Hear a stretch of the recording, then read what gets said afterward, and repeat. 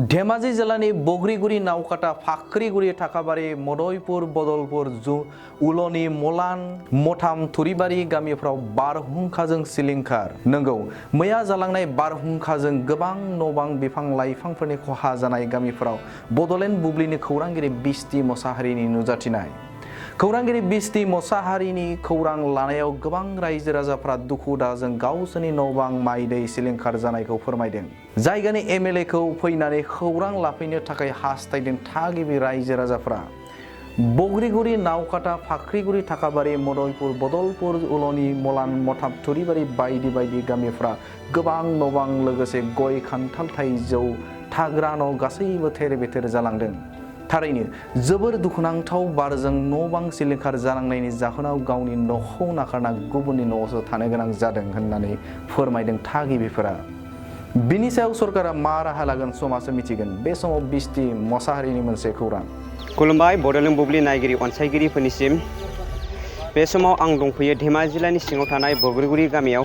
थांनाय मोनाबिलि समाव धेमाजि हालामाव गुबुन गुबुन जायगायाव बारजों गोबां न'खौनो सिफायलांदों आरो बे समाव आङो बग्रिगुरि गामियाव दंफैयो।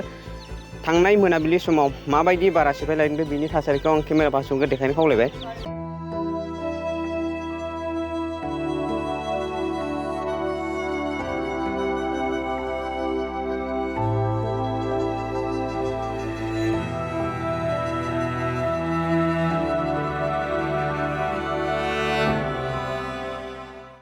मैया थांनाय बैसागो 5 अक्ट'आव जानिखि बारहुंखा फैदों, जों जेबो मिथिनो हायाखैमोन। बेबायदि फैगोन होननानै जों सानाखैमोन।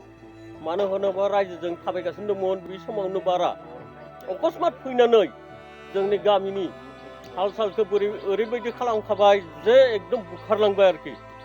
दा नै मानसिफोरा एकदम थानो जायगा गैयि जाना दङ। किसुमाननि माइ फाख्रि, किसुमाननि मोसौ होसेन जादों। बेबायदि अबस्थायाव जों बहुत आलाय सिलाय हिसाबै जाना दङ आरोखि दाहाय। गतिके बेबायदि अबस्थायाव दिनैहाय रावबो जों नुनो मोनाखै। दा फैगोन होननानै बुंदों बिथां बिधायक एमएलए सारा। बिथाङा जुदि फैनानै रायजोखौ जुदि मोजाङै नायोबा मोजां जागोन होननानै आरो आं आसा खालामदों। बिथांमोना फैनानै गासैबो रायजोखौ गोजोन होनायनि थाखाय बिथांमोनखौ जोङो आसा फारिगासिनो दं आरोखि। गंबेसे न'खरा गामियाव मानो बायदों? जोंनि गामियाव दाहालागि माने जोंनि बे खनायावनो 25 घरनि बारासो जाना दङ। माने एकदम अबस्था गैया। मा बिफां लाइफां गय बिफां बायदों, बिनिफ्राय दंफां बायदों, बिनिफ्राय माखासे किसुमान न'नि बे माबाफोराबो बायना दङ। जानिखि थिंफोर एखेबारे बाटामफोर बायनानै आलाय सिलाय जाना दङ आरोखि। दा बेखायनो जोङो रायजोफोरा लोगो नांनानै माने सावरिबो नङा मदद होगासिनो आरोखि। जाय हादों फाराफारि खामानिखौ मावगासिनो माने जोङो दाहालागि। जों फुंनिफ्राय खामानिखौ मावदों, सोरबा ओंखामखौनो मोनजायाखै। माने ओंखाम संग्रा न'आबो बायदों, किसुमान एकदम दंफांजों हुसे जाना दङ न'आनो। दा बेबायदि अबस्थायाव जोङो रायजोआ माने बुखारगासिनो दं आरोखि। बैसागो मोसाबाय थानायावनो माने बैसागो मोसाबाय थानायावनो आरो बैसागो मोसाग्रा जानिखि बैसागो हान्जा मोसाग्राफोराबो बासारे एकदम न'जों हुसेन जादों। बेखायनो जोङो माने जोंनि गामियाव बेबायदि माने सिलिंखार जादों आरोखि। देग्लायसो फार्स्ट गोसा बारफैदों ना गामियाव? देग्लायसो फार्स्ट गोसा बेबायदि मोनदों आरोखि जोङो। थांनाय मोनाबिलि समाव माबायदि बारा बारनानै न' बांखौ सिफायलांदों नोंथांमोनाथ' नुनो मोनबाय थासारिया माबायदि। दख'ना जि जोम गाननो मोजां मोनग्रा बर' हौवा हिन्जावफोरनि थाखाय मोनसे जोबोरैनो गोजोनथाव खौरां। F&F क्लथिं गलाया फैगौ बैसागु फोरबोनि थाखाय समायना रमायना दख'ना, जोमग्रा सादोर, ब्लाउज आरो हौवाफोरनि थाखाय आर'नाइ, गामसा, शार्ट बायदि रोखोमनि गानग्रा जि जोमखौ नोंथांमोननि थाखाय लानानै फैदों। बेजों लोगोसेनो बर'नि जुलियाव नांगौ जानाय हौवा हिन्जाव गोदाननि गासै गानग्रा जोमग्राफोरखौबो बे गलायाव मोनगोन।